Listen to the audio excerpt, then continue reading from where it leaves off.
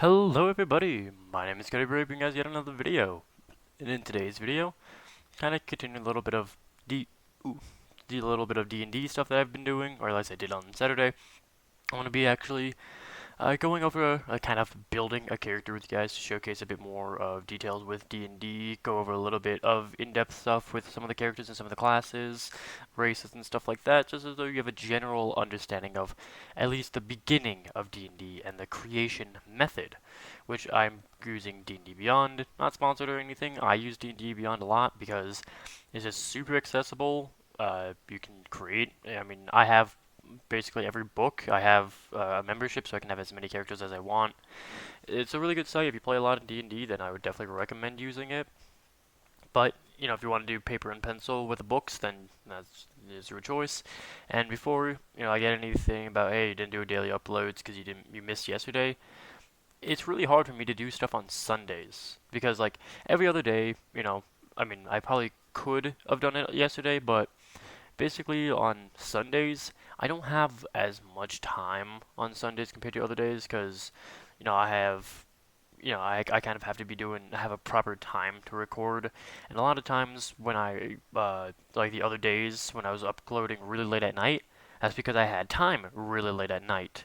I don't usually have a lot of time on Sundays because, I'm getting home from work super early in the morning because I work night shift. And then, if there's any noise that's really going on in the background, I really don't want that. And with Sunday being majority of people days off, a lot of sound is going around because I live in an apartment. So I have people above me, I have people next to me making noise. I have my brother who is my roommate. He's making noise. So I try to have a time period when there isn't a lot of noise going on, so I can try to get videos out with the main sound being me, this main sound being my voice.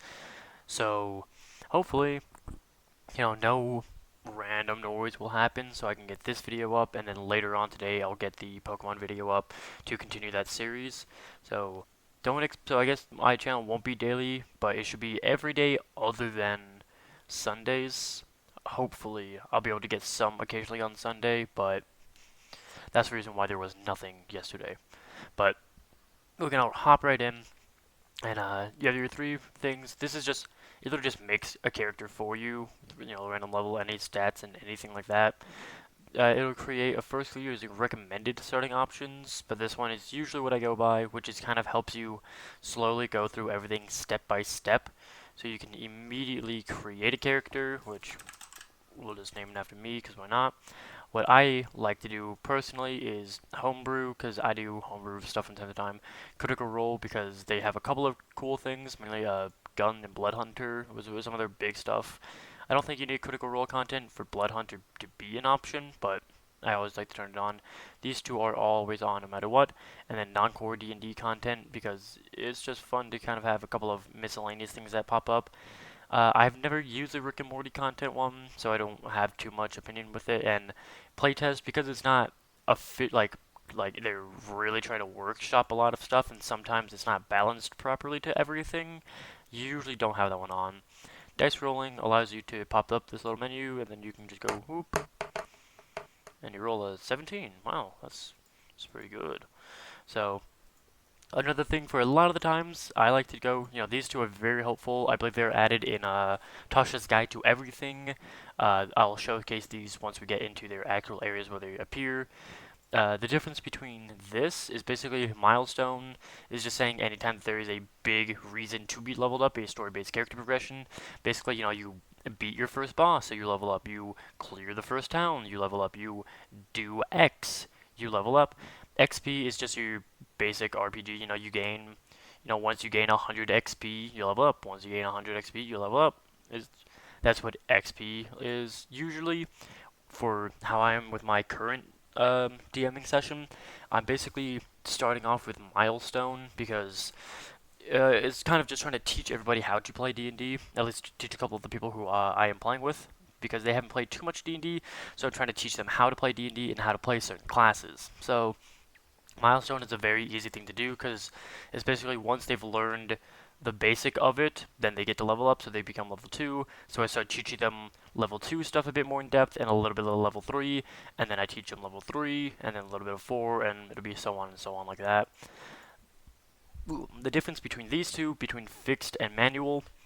Fixed is basically saying that depending on what class you are, you get a hit die. That hit die is how much HP you gain. For instance, if you're doing the Barbarian, you'll gain a D12, which means every time you level up, you'll do this. You'll throw out your D12, and that means that now that you're level 2, you'll increase your HP by 12. But if you're playing it by fixed, that's what manual was, is that you get to roll the die, and you enter it. But what fixed means is that instead of rolling your D12, it'll take a D12, and it'll give you whatever the average is, which I believe for this is either 6 or 7 HP every time you level up, plus your Constitution modifier, of course. But rather than rolling and potentially gaining 2 HP or gaining 12 HP, you just always gain 7. So it's, making sure that you never have like a time when your Barbarian just keeps rolling a 2 on the die. You just always gain 7, which is pretty helpful because that's always like a chunk of HP to gain. Using prerequisites. Basically, a prerequisite is just saying that you need to have X in order to get this ability. So for this, like the feat Prodigy is saying that you have to be a human, a half elf, or a half orc, which are a human elf and a human orc, like hybrid. This is just saying that you need that prerequisite in order to use the feat. I like to turn off the feats, and then depending on so anybody can get any of the feats, but then I also like to say, well, it wouldn't, then I create my own prerequisites essentially. So it's like, yeah, anybody can be a prodigy. You don't have to be a human. You could be an Aarakocra, which is like a bird person, and you could be a prodigy. But then it's also like, well, if you're playing an Aarakocra and your whole family line has always been this, then you couldn't get something that the prerequisite is that you have to be of demon blood, because, well, you're not of demon blood anymore at all, so you can't do that. Multi-class requirements is saying that you need to have, a certain level or a certain amount of stat in order to get it. So you have to have you have to have 13 dex in order to multi-class in a rogue. So if you only have 12 dex, then you can't become a rogue, and that makes total sense. I have it off at the moment for my D&D campaign because if my friends want to go ahead and multi-class, then they can start trying to level up into another multi-class. They don't need to have the prerequisites, so even if they're going to be a bad one, like if you have a native intelligence and you try to go into wizard, yeah, you're not going to be a good wizard, but I'll let you. You're just not going to be a really good one, unfortunately. And then show level scale, display and highlight available spells to cast with higher level spots. That's basically just saying that if you have a first level spell that like a spell that can be increased, like if you have a first level spell and then you can cast it at second level and it'll do better, like Cure Wounds is 1d8. But every time you cast it at a higher spell slot, you gain additional benefits, which is just more d8s to it. It'll basically say that at level 3, it'll be highlighted saying third level spell, which is the variation of the first level spell. So that'll give you 3d8 or 4d8, whatever it is. And it's very helpful because it at least lets you know what you're getting, so you don't have to like go to first level, say I'm gonna cast it at 4th level, go to 4th level, take your spell slot, go to the spell, be like, okay, this is the benefit that I get from casting it at 4th level. It just tells you what you do. Use encumbrance rule. A lot of times I don't use encumbrance. Like, it's helpful because a lot of times, encumbrance is basically saying how much you can lift, like how much you can actually carry on you. So if you're over encumbered, then that means that you're taking a penalty, which is usually to speed and dex. So, like, it makes a lot of sense, but then at the same time, it's kind of like, well, if you're, carrying things properly, you can actually relieve stress. If you're wearing a backpack, it doesn't act like wearing a backpack versus wearing, just having like a sack on your shoulder. There's a really big difference between how much you can carry because of, tools actually helping you. So usually I'm a little bit more lenient on encumbrance.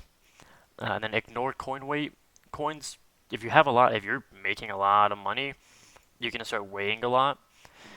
And it makes sense, but a lot of times, because I play in campaigns where currently I'm doing like a more modern one, so you don't have coins. So this one is just ignored because we don't have coin as a method. Modifier versus score on top. That's just a personal preference. If you like to have your ability modifiers on top, then you have the modifier on top, which is like the +3 2 dex, versus score on top, which is saying that you have a 16 dex. It's just your public, and then this is, well, that's just who do you want to be able to see your character. So there's all of that, just a kind of nifty little thing.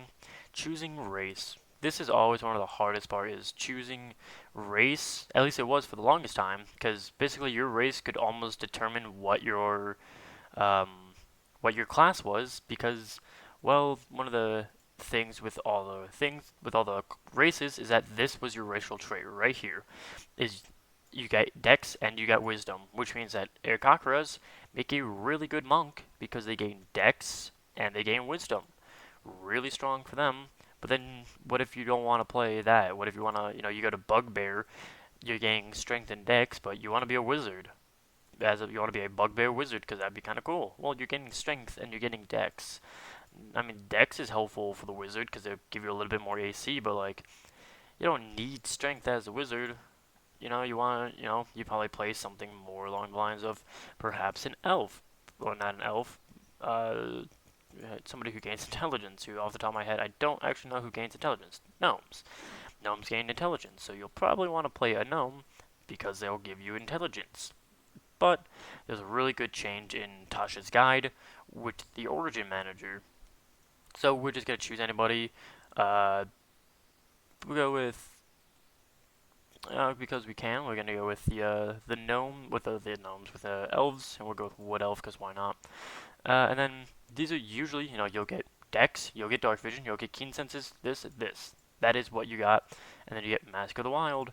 But then this was added, which basically says that if you don't want to play a Dex-based elf, what if you say I want to play a Strength-based elf? What if I want to be a Goliath elf? Well, now you can do origin ability score increase rather than the original racial trait increase. You change it, so instead of 2 into Dex, you can choose 2 to go into anything. And if you don't want the Keen Senses trait, which Keen Senses gives you proficiency in perception, you change that, you go to this, and now you get to choose whatever you want, which, you go with athletics, because athletics is something that Goliaths want. And then you scroll down if you don't want the original language that you learn. If you want, instead of gaining wisdom, which you don't, because wisdom isn't something that you probably want too much, and then the elf training that they have, you go into this, and hey, constitution is helpful, and then you go into this, which will allow you to choose different weapons to become proficient in. Now, this one I'm just going to keep because there's no point in changing it, and then you cannot change Mask of the Wild, so. And then you're going to go into this, and all of these, which as you see it says Critical Role right here, because that is one of the Critical Role content. So I guess for this one, because I've already said it, we're going to become a Barbarian, but every time you click on a class, same thing with when you click on the races, you can see the abilities that they get, and every racial trait and bonus that they get. You can also click on this, and you can actually just see all of what you get from just being an Artificer. This is not including what their subclasses will give you. This is just saying, like this right here. These are your subclasses. You can the Alchemist, Artillerist, and the Battlesmith, which they won't show you here because this is just the overall appearance of the Artificer. It also will tell you right here, hit die, you're getting a D8. That is your HP. You'll roll a D8 or you'll get a flat fixed boost every single time. Primary ability is Intelligence. That's saying that their most important ability is Intelligence, so you'll probably want a higher Intelligence when playing an Artificer. And then there's Saves, which is what they become proficient in out of the 6 saves, which are from the 6 abilities, which is Strength, Con, Intelligence, Dex, Charisma, and Wisdom. Not in that order, but those are the 6th. You'll gain proficiency in these 2 for this class, which means that when you roll a saving throw that these 2 are required for, you'll have you get to add your proficiency modifier to them. So you'll gain, if your intelligence is a +4, and then you gain +2 from proficiency, that's a +6 on intelligence saving throws. The Barbarian gains a D12, the biggest hit die around. Their main primary ability is Strength because they are a strength-based class, meaning that when they attack with their weapon, they'll be using Strength, and then they get Strength and Constitution saving throws, and then all of their extra bonuses, which I will showcase here because I can. real quick, I always, before choosing anything here, well, usually I like to choose these. We'll go with intimidation, and we'll go with survival. So you hop on over to here, and now you have 3 different methods. You can use standard array, which will basically say that you'll be able to, that this is it. You can put, you know, you'll select what you want to put as what, so you just get to slowly choose everything, and then that is it. It gave you your options for the numbers, and then you put them in, and then anything that gets added, so it's a 16, because I have a base of 14, plus 2 for my racial bonus, giving me a modifier of 13. If you have below 10, you'll be having negative modifiers, which means that if you ever have something to do with intelligence, like if for some odd reason you as the Goliath are making an Arcana check, well, you're going to be making the Arcana check d20 minus 1 rather than a d20 plus 3 if you're doing a strength related check. You have point buy, which is basically saying that everything starts at 8 and you can start slowly increasing everything, and everything costs a certain amount of points. Still, it only lets you go to a max of 9. You cannot, for instance, go like this and then say, I would like to go to 6 on intelligence to gain back 2 points. That is the max you can do, and once again, you're limited to 15. And then you have manual rolled, so if you just want to give your character certain stats, because that's what you want to do, then you can just give them certain stats, or you can do what a lot of DMs are doing, and now D&D Beyond allows you to do, which is rolling, which if you don't know how to roll for your stats, you simply roll 4d6s, and you take away the lowest number. So, 5, 5, 4, 2, which is exactly what I rolled, and you'll take away the lowest one. So this way, the highest you can get is an 18, which means that the highest thing you could basically get is a 20, which at level 1, you cannot go above a natural, you cannot go above 20. That is not possible by normal means. You have to get it through magical means. So you just slowly roll everything, which I always like to roll because it gives a chance for some really high numbers and some really low numbers. Also because I just love the sound of dice rolling on the table. So this is what it gave. Now, for me, this would be something that can be kept because you'll have a 16, and then like it's bad to have 2 negatives, but not too much you can do. But if you're not gonna be able to, if you can re-roll until you at least get a really good stat, you can simply just do that over and over and over again until you get the exact things you want.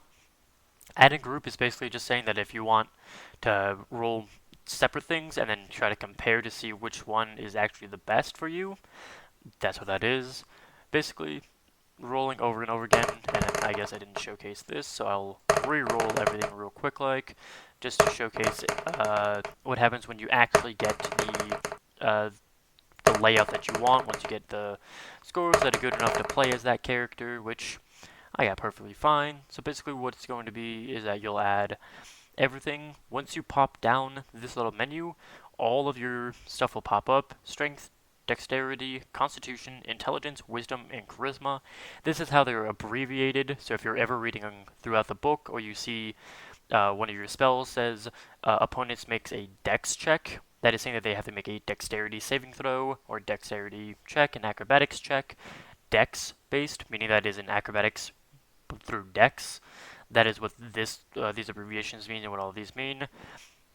So you'll just pop everything up and you just slowly add everything through this, because naturally I would just like to have an appearance of certain things.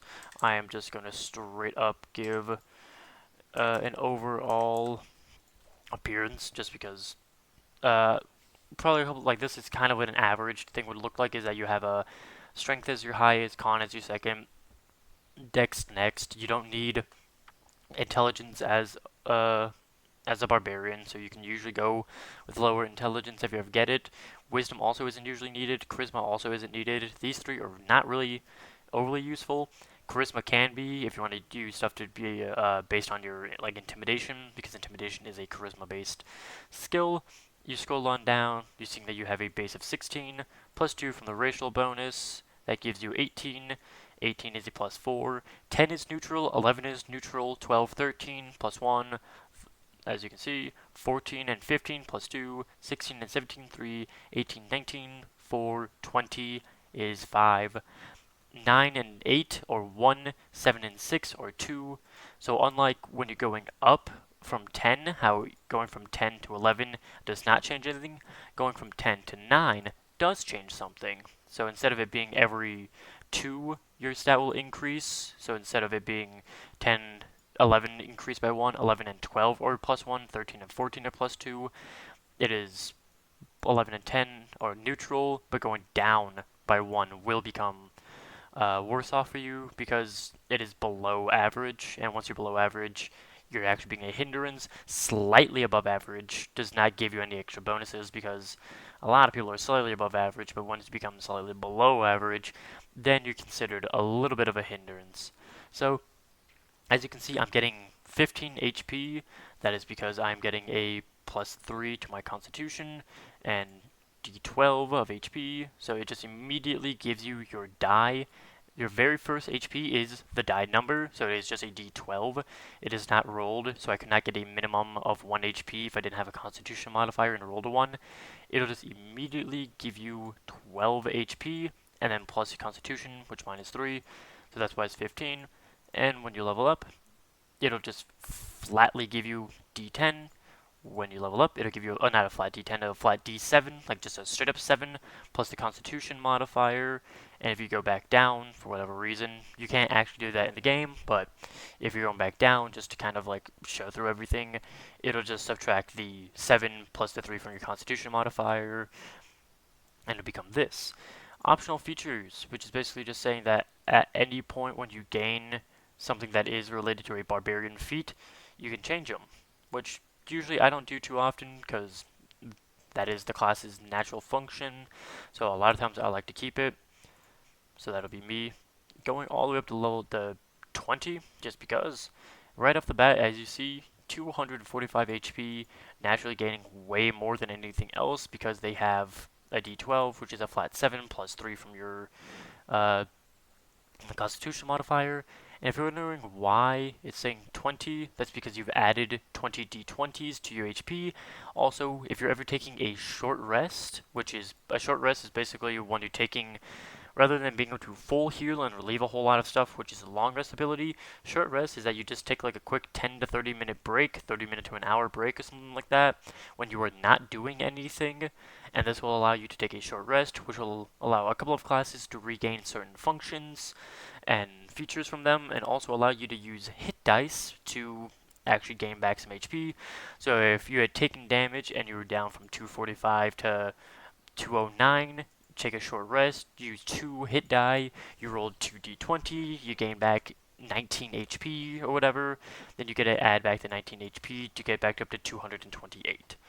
So, a very helpful thing as it is a median healing ability. So, then for the majority of classes, not all, but just about every class, you gain your subclass, is what it's called, which for the barbarians are called the primal path, which all of them will be path of blank, path of, as you see, they're all called path, which is the path of the berserker, is from the base game, and then it kind of is just shapes how nature of your rage works, and a couple of other neat little benefits that you get. But real quick before that, just looking at it, this is one of the things I was talking about, is A, rage, which is the main function of the barbarian, giving you advantage on strength checks and strength saving throws. And this is just strength checks, so if you're doing athletics, you'll have advantage, and strength saving throws. This does not grant you advantage on attacking, because that is not a check or a saving throw. This is just raw strength checks and saving throws. So don't get it confused with actual attack. You get that benefit from something else. And when you make an attack with this, you get a bonus to the damage roll that increases as your levels gain, as you level up as a barbarian, which you can see on the barbarian table, which basically is that when you're raging, you just get extra bonus damage. So if you hit, I believe it starts as like a +2, and it ends as a +6, I believe. So it's just a raw damage. Like if you hit, you roll your D whatever you're rolling because of your weapon, and then you add your proficiency modifier, or now you add your strength, which will be, for this character, is +4, and then you also add rage damage. So That's how you increase. That's how the damage works. And then you have resistance to bludgeoning, piercing, and slashing damage. Which what this means is that if you get hit by bludgeoning, piercing, or slashing damage, which is usually from weapons, not from spells, they are just straight up halved. What resistance is, unless said otherwise, which is like it would be certain armors is like, oh, when you get hit, you take 3 off the damage, resistant of 3 damage. That's saying that you'll take 3. If it doesn't actually have a number, it basically just means that you cut it in half. So if you got hit by bludgeoning and it did 10 damage, well, you're resistant while raging. Only while raging, though. It'll take it down to 5 instead of 10. Only while raging. A lot of people think that it's just a barbarian feat is that they are resistant to damage. No. No. Only when you're raging do you get it. And then you also can't cast, if you're able to cast spells, like if you're multi-class, or I think some of these subclasses allow some spells, you can't cast them or concentrate while raging because you're not able to use your mind clearly, so you are just raging. And it'll last for a minute unless there's something that gives you a longer time. And it ends early if you're knocked unconscious or if your turn ends and you haven't attacked or or you haven't taken damage. So if somebody is attacking you, but they do not ever hit you, like they just can never break your AC, so you never actually take damage, then your rage ends. And if you have to attack, does not mean that you hit them, just that you attack them. This one is saying that they have to have hit you. This one is saying that you have to have attacked them. You did get hit, you didn't or did hit. So, difference there. It's not just attacking, it is hitting, or this is getting hit. This is just using the attack action. And then you can also end your rage as a bonus action. Same thing, you activate it using a bonus action. So you can still attack in the same turn you activate your rage. And you have a certain number of rages. You can't just rage as much as you'd like. So you'll see it in the rage column. And you get them back at a long rest. Not a short rest, a long rest. So, you also gain unarmored defense, which as I was talking about is your AC. It's going to be AC or armor class. It's going to be 10, which is what it is for everyone, plus Dex, what it is for everyone, unless an armor says you can't, plus Constitution, as long as you're not wearing armor, and the Barbarian can use a shield. You can use a shield and get this benefit. So I believe the AC for this would be like a 10 plus, I think it's plus 5, because I believe I have a plus 2 to Dex and a plus 3 to Constitution. So right off the bat, he has an AC of 15. So decent for a starting level Barbarian. And then also I can add a shield, which shields are plus 1, plus 2, plus 3, whatever it is. So you can add that on top of the damage. So, very helpful. Reckless attack, this is where you get the ability to gain advantage on melee attacks when using strength. So if you're using a melee attack, but it is a dexterity-based melee attack, you do not get the bonus. And on a melee weapon attack rolls using strength. So a thrown weapon or range weapons or spells, if you're able to use spells, do not get to use it even if they are using strength because it is on melee weapons.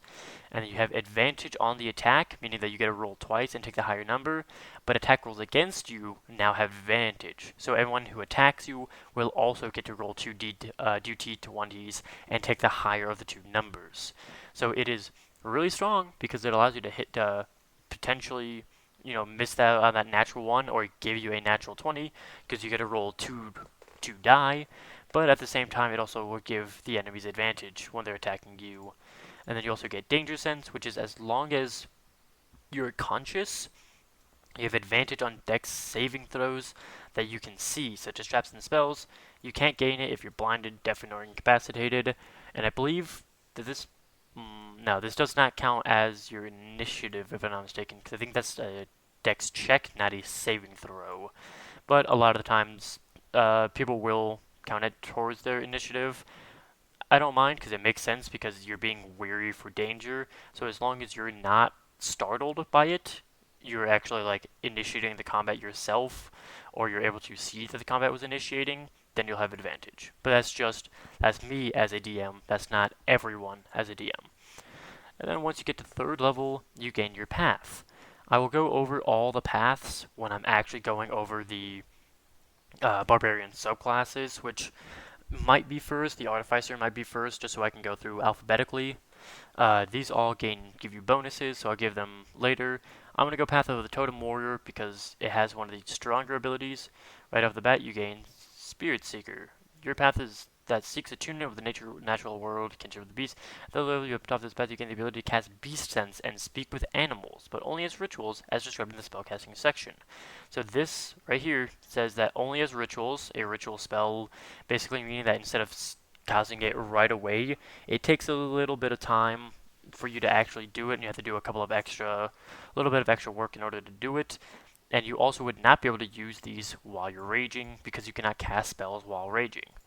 You also then gain the Totem Spirit, which is basically just that you get a physical item, blah blah blah. All of this is kind of whatever. It's just kind of listing what might be the reason why you're getting it and which one you chose. Or if you want, you can say choose a hawk or a vulture in place of the eagle. It'll still be the exact same bonus as the eagle. It's just that the appearance is different because your homeland reason, blah blah blah.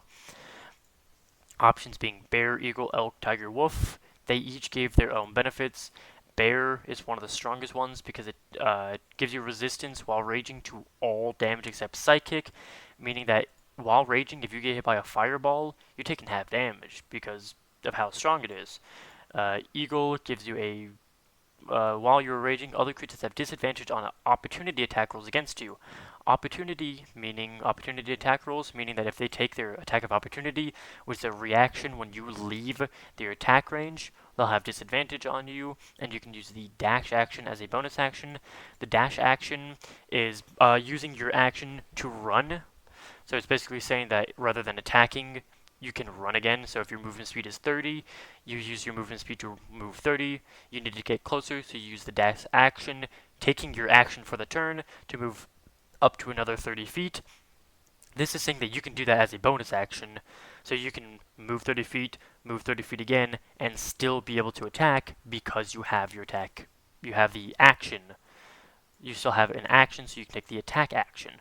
Makes you a predator. It's easy. Elk, while raging and aren't wearing heavy armor, your speed is increased by 15, which usually you wouldn't be wearing heavy armor. You are proficient in armors as a barbarian, so if wearing an armor would actually give you a higher DC than being unarmored, like your dex is like your constitution is kind of low, but your dex is really high. If you wear light armor, then you can gain a little bit of bonus from light armor, and the bonus from being from your dex being high enough to actually gain the benefit of that. And they'll give you 15 feet of extra movement, and that's helpful. Not exactly the best one, but if you want to move more, you can. You can add 10 feet and 3 feet, 10 feet to your long jump distance and 3 feet to your high jump distance. Long jump and high jump don't really come up too often, so it's not the best one, but it still is actually kind of helpful. And this is saying that your friends have advantage on melee attacks rolls against any creature within 5 feet of you that is hostile, which is a pack tactic ability that is, if you're within 5 feet, everyone gets advantage because you're harrying the foe, which is usually only given if you are flanking. So if you have an enemy who is right here, you're right here, and the ally is right and your ally's right here, that's not advantage. They'd have to be right here, because then your guys are harrying the foe on either side. But this is saying that if you are right here and the enemy is right here and your ally is right here, now this ally is getting advantage because you are within 5 feet of the enemy. So that's what all of that means. I'm going to stick with bear because of how strong bear can be. At certain levels, which for every class other than the fighter who gains extra ones, at 4th, at 8th, at 12th, at 16th, and at 19th, you gain an ability score improvement, ASI, or you can choose a feat. Ability score improvement is you get to add a +1, not a +1 to the modifier, but +1 to the score. So the 18 that I have in strength, if I chose strength, it would go from 18 to 19, and then, not intelligence. If I chose strength again, that would go up to 20, which is the highest it can go naturally. It cannot go above 20. Stats cannot go above 20 using this feature. It has to be taken through magical means, or you can gain a feat. Feat being, boy oh boy, plentiful. There's a lot of different feats on average, depending on what you want. Like, obviously, you probably wouldn't choose Magic Initiate as a barbarian, because you can't be using them while raging, so they aren't going to be the most useful thing. You probably wouldn't choose, like, Ritual Caster and stuff. the one that is taken most often is Great Weapon Master, which is on your turn. When you score a critical hit with a melee weapon or reduce a creature to 0 hit points with 1, you can make that melee attack action with a bonus action, which basically means that if you roll a natural 20 or if you kill the foe, then you can use a bonus action to take the attack action, which means you can get 2 hits within 1 turn. And this is like the main reason is that if you're using a heavy weapon, which on Afton is two-handed weapons that you're proficient with, you take a -5 to the attack penalty, a -5 penalty to the attack roll, which means that when you roll that d20 plus your strength plus proficiency, which for this one is a +6, that means you're basically just adding a +1 instead. So you roll the d20 +1. If it hits, even with this -5 penalty, you get a +10 to the attack damage, and that's just +10. So if you roll, you hit and then you roll the damage, that's a d12, you roll 6 plus strength, so that's 10 damage, plus just 10 damage flat. That's just 20 damage for free. That's just an extra 10 damage. So it's just a really, really strong thing. Issue is that if, early on, you probably won't be using this if you're like early on getting just a +1 and you're going up against somebody who has an AC of 17. You probably don't want to be taking this part, like this chunk of this, but still you want this because later on, this is a very powerful thing, especially if you're getting like +1 or +2 weapons, which are super strong. At level 6, you get Aspect of the Beast, which allows you to choose another thing of a totem, which is actually different little pieces here. They're not the same as what you had chosen earlier. Aspect of the Beast is not the same as your totem spirit. So as you can see, I can get a different totem animal. I will still have, my totem spirit will still be a bear, but I can get an Aspect of the Beast, which I believe is just saying that these are just straight up things. This one right here, totem spirit, this is what you get a bonus to while you're raging. This is just a bonus to you. Like, you do not have to be raging to get these bonuses. Bear will allow your carrying capacity to be doubled and advantage on strength check to push, pull, lift, or break objects. And this is not while you're raging. You will just have, this will just be you. You can carry more, and you're just a bit stronger when doing certain actions. Eagle gives you 1 mile, you can see up to 1 mile away with no difficulty, able to discern, even find details as if you're an actual eagle. Looking at something 100 feet away from you. Additionally, dim light doesn't oppose disadvantage on your wisdom or perception checks, because technically dim light does, unless you have dim light vision or dark vision. Then dark vision sees dim light as normal light, and dim light also will see, dim light vision will allow you to see dim light fine also. Elk, which is whether mounted or on foot, your travel pace is doubled, as in the travel pace of up to 10 companions while within 60 feet of you and you're not incapacitated. Which is basically just saying that while you're traveling, if you're, like, because of you, you guys can move faster, which is really helpful, because you guys just get to move faster, which, if that's something that's really heavy in your campaign, is non-magical means of transportation, this will allow you to move just way quicker and get to your destination, it's far better than any other class. So if you're getting 30 movement speed, and then it becomes 60 movement speed, and then all allies within 60 movement, which usually when you're traveling as a pact, as a team, you are traveling like real close together. So you just get to move faster, but it's also well mounted. So if you're on a horse, who I can't think of how fast they are, but I'm going to say it's like 300 feet essentially, that means that it gets to become 600 feet. Which means that you're probably going to get to your destination extremely fast. From this one, you gain proficiency, well, only 2 because I actually chose athletics from something and survival from something, so you just become proficient in those. And then your wolf, which you gain the hunting ability, you can track other creatures while traveling at fast pace, and you can move stealthily while traveling at normal pace. That's just saying that if you're tracking something, you don't have to be going slower to actually get to see the tracks and not lose them, which would give you disadvantage unless you're actively trying to track, which will make you move slower, and you can move stealthily while traveling at a normal pace. So, probably the better one just because anytime that you can gain a skill for something, that's always helpful. Wolf is still pretty good. Elk is really good. If traveling without magical means is something that's kind of an issue for your team, super strong.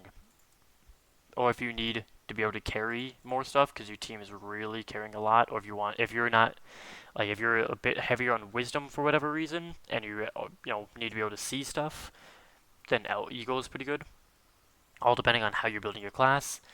You also gain, which I didn't show off, at 5th level, basically just about, I believe, every martial class other than the rogue will get this, which is basically you can attack twice. If you take the attack action, only if you take the attack action. This is not saying that you have 2 actions, because if you, on your turn, if you have spell casting, that's the spell action. You do not then get to take the attack action. If you drank a potion on your turn or took the dash action on your turn, you do not get to take an attack action.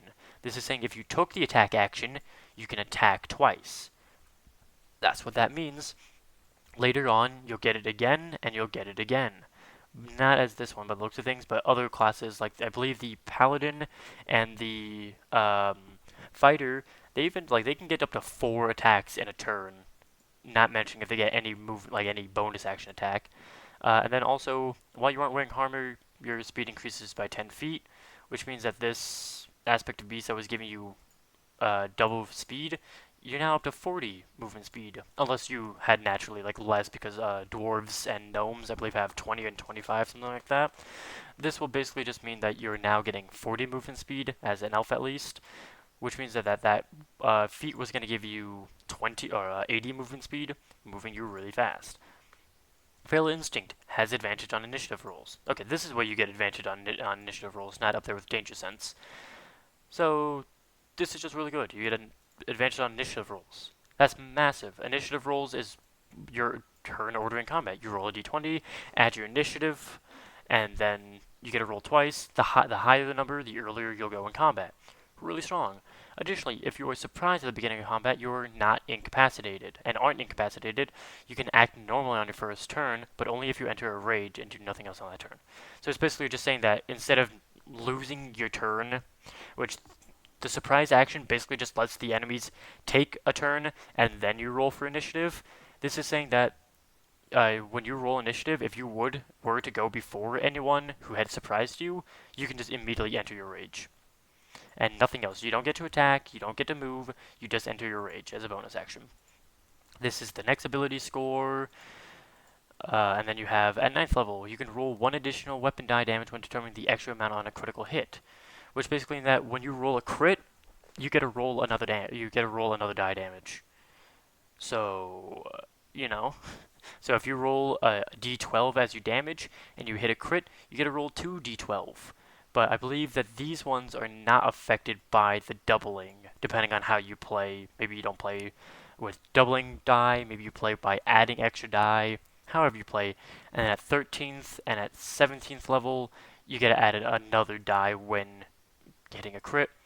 10th level, you get Spirit Walker. At 10th level, you can cast Commune with nature spells, because this is one of the things that you get from your totem, not from being a barbarian. This is the actual whatever your path is, this is what's giving it to you. So, once again, you cannot cast this while raging because it is a spell, and it's only as a ritual, which means that it'll take a little bit more time. And it basically, just for flavor aspect, a spiritual version of one of the animals you chose from Spirit and from Aspect appears, and it'll tell you the Commune with Nature spell.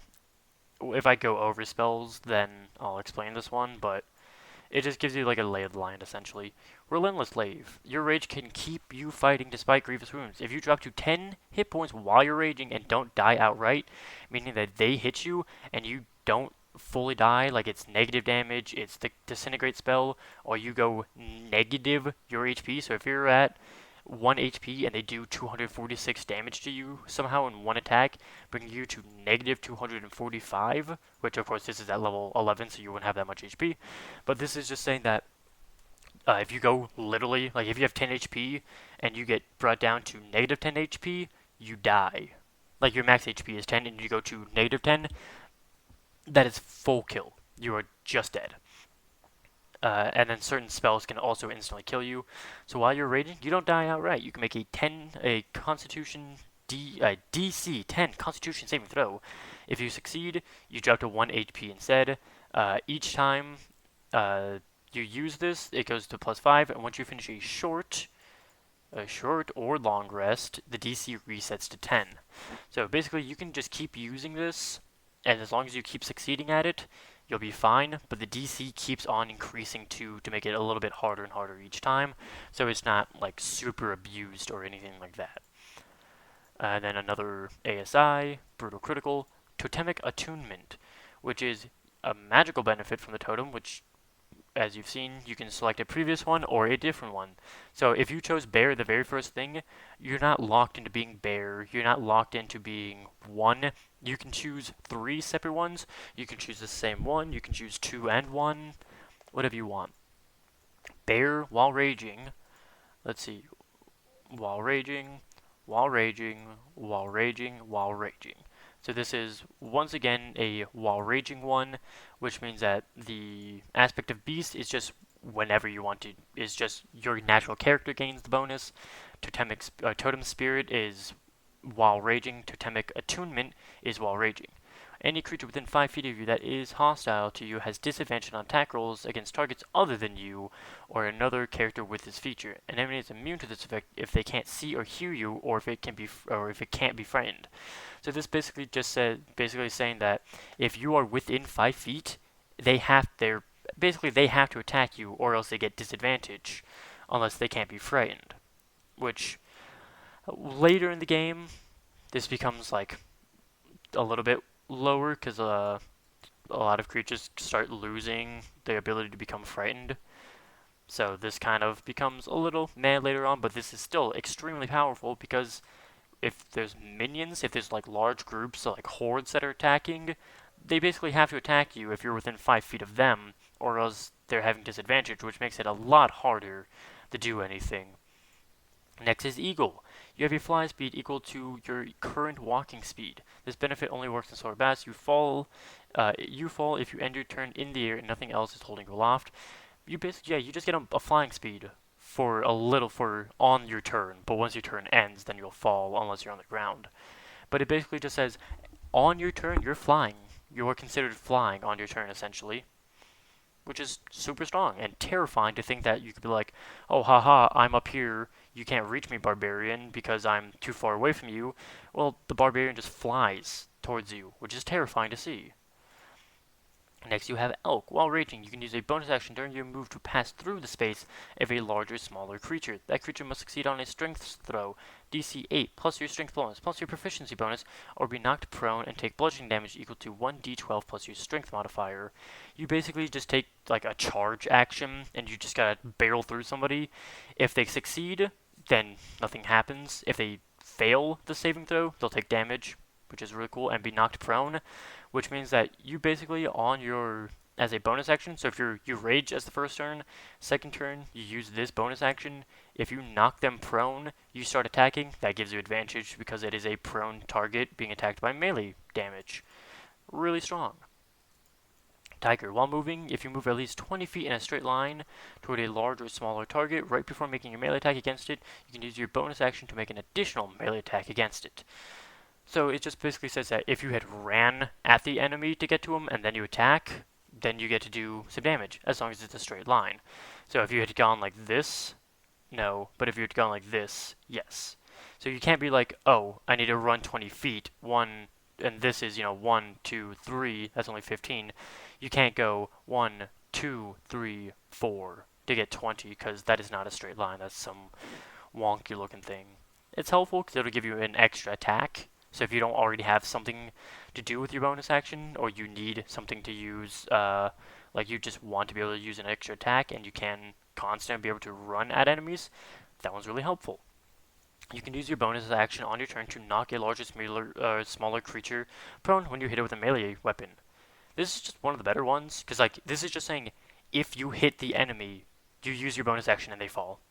So you have 2 attacks, you hit with the first one, you use your bonus action to make them fall over, you swing again, that second attack now has advantage, and anybody else, any other melee attacks, will have advantage as long as they haven't gotten up.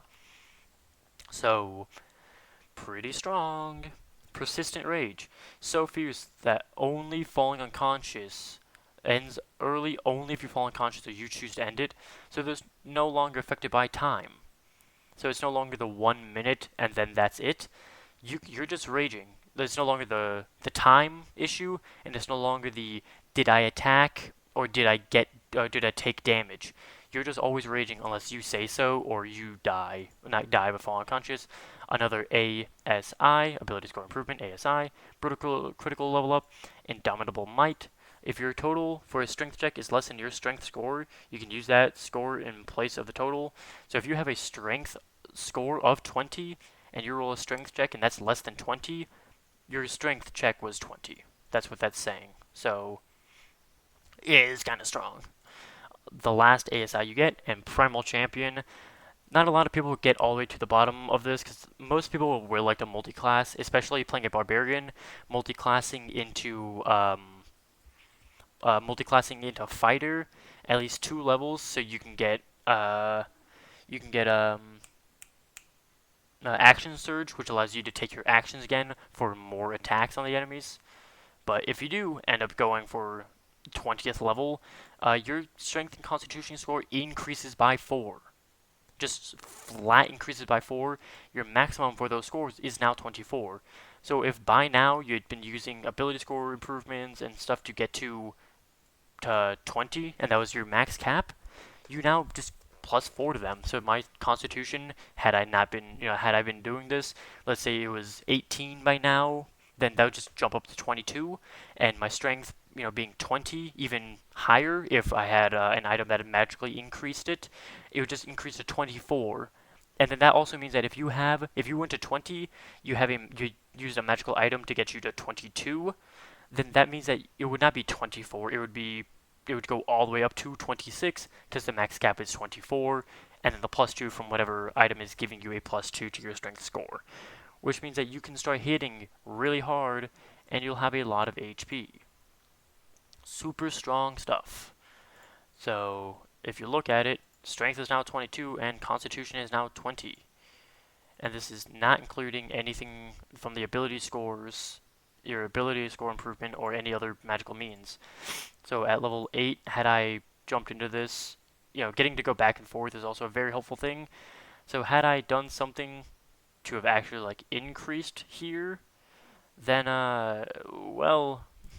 and this is just saying you get a plus 4 here. So I'm getting a plus 5 to this, a plus 6 on top of that one. Just really strong stuff.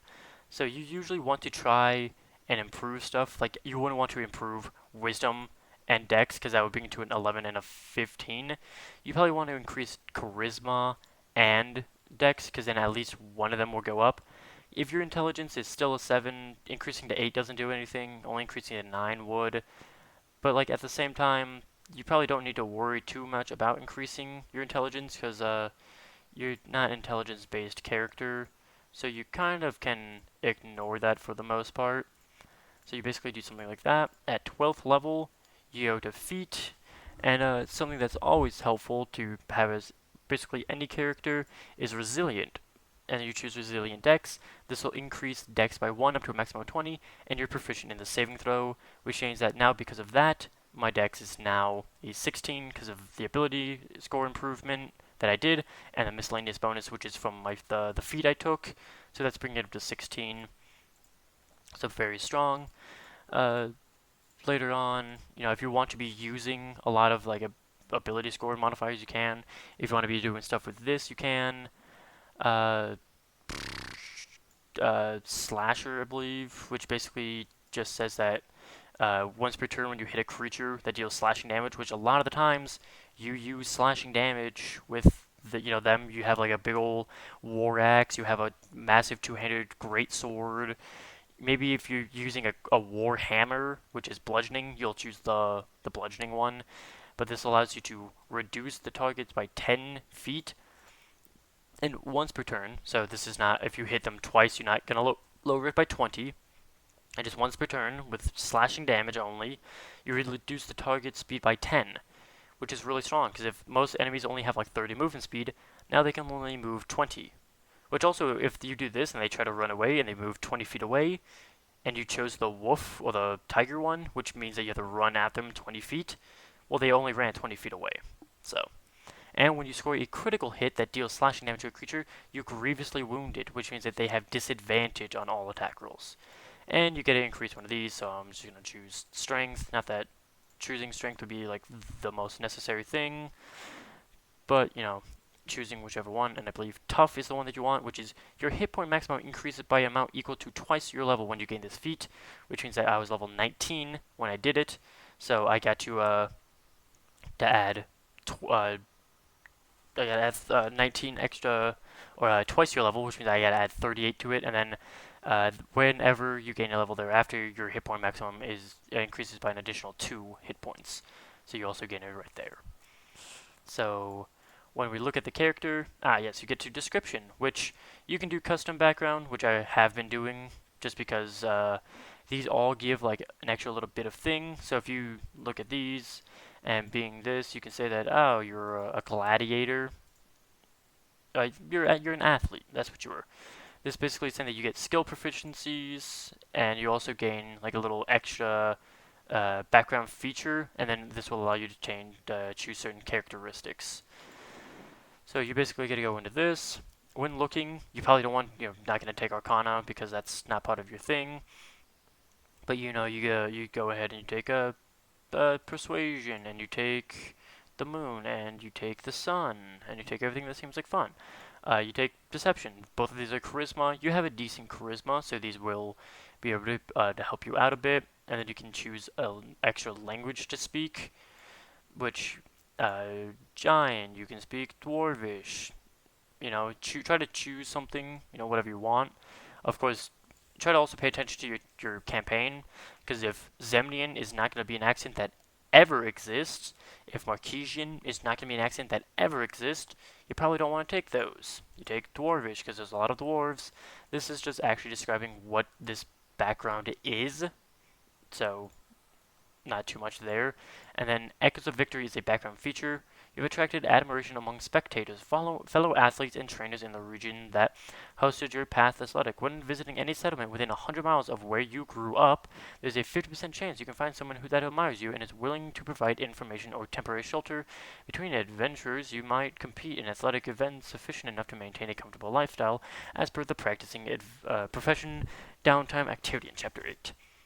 So if you're within your hometown, and me as a DM, I would probably say that, if this, not only is it the place that you are within 100 miles of where you grew up, but if you're, I'll use America as an example. If you're J.J. Watt, who was born in Wisconsin, yeah, you can have 100 miles of his hometown in Wisconsin. Well, he also played in Houston, which is a lot farther than 100 miles away, but he's also extremely famous in Houston, as he used to play for the Houston Texans. So I would also say that he'd probably gain a 100-mile radius of Houston, as he's a pretty big person there, and now he might also gain it in Arizona because he's joining the Arizona Cardinals. So, DM discretion to give a little bit more. And the suggested characteristics, you can gain traits, ideals, bonds, and flaws, all depending on depending on your background.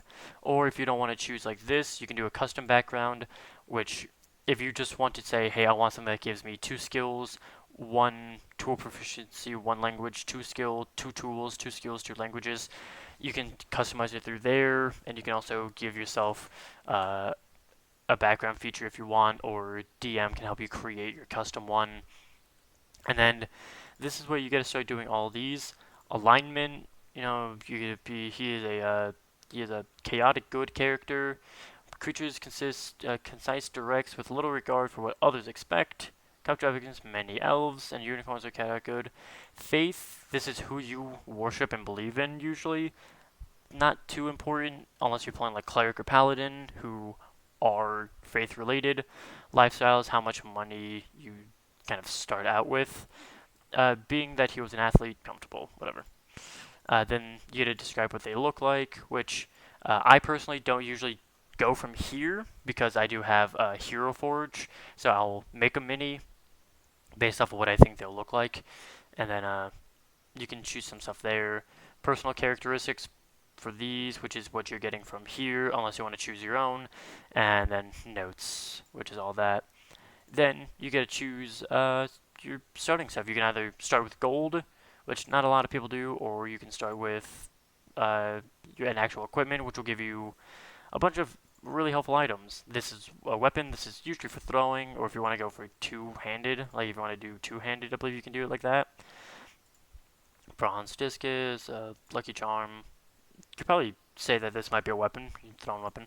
You also still gain gold because of your background. So if you had chosen custom background, you might want to give your players gold in case they aren't getting gold from something from that.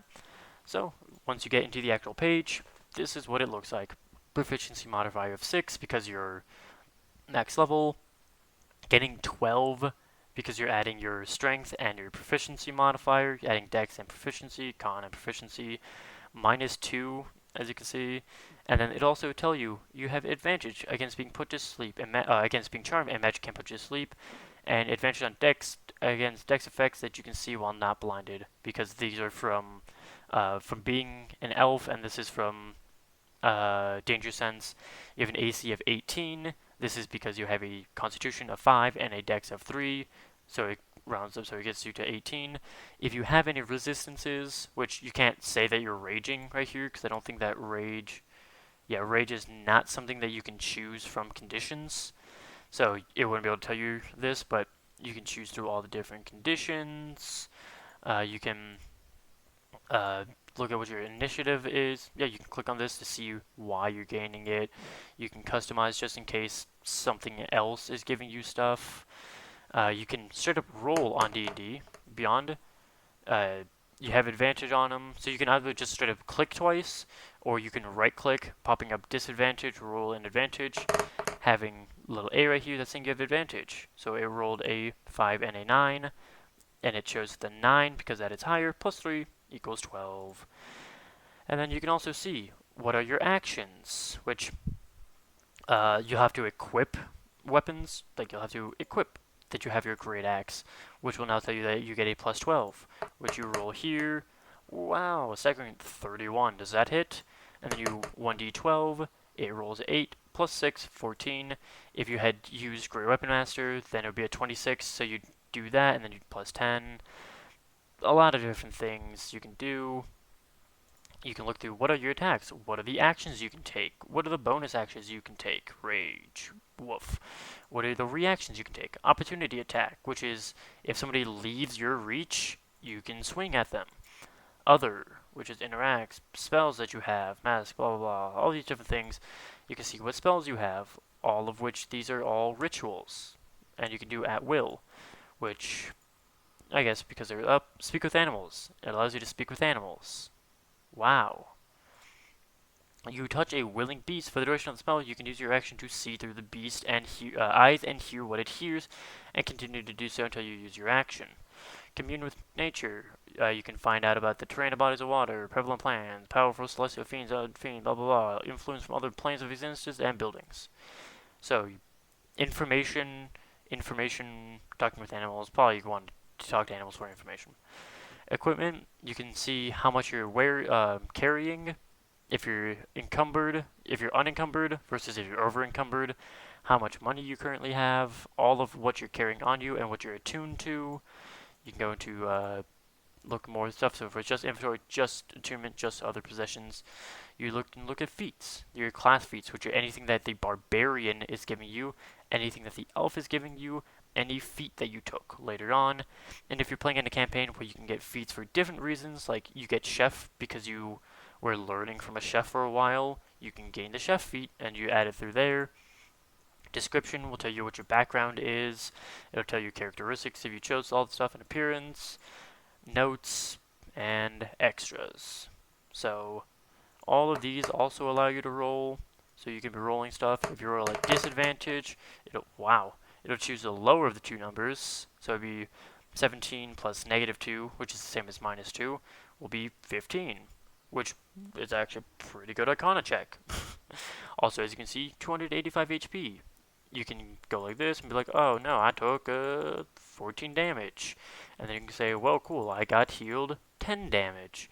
And then you can say, well, let's see, where you can take a long rest. Boom. You take a long rest and it full heals you. If you're taking a short rest, as you can see, these are your hit die. So you can use a number of these, take a short rest, boop, and that'll do whatever it's doing to heal you up. And then when you take a long rest, oh look at that, it resets them all. So a very cool thing that D&D Beyond does for you, and I guess showcasing a little bit of the creating of a character. Hopefully I explained it somewhat well. You definitely probably won't be starting at level 20, so you probably will be getting everything, one level at a time, not all at once like I did.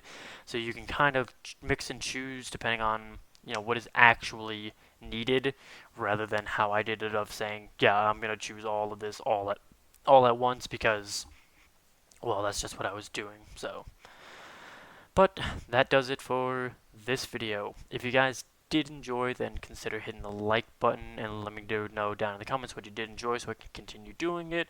If you guys didn't like the video, then go ahead and dislike and tell me what you guys didn't like down below in the comments so I can improve upon it to make the videos better. If you guys want to know when I upload, then the best way to know is by subscribing.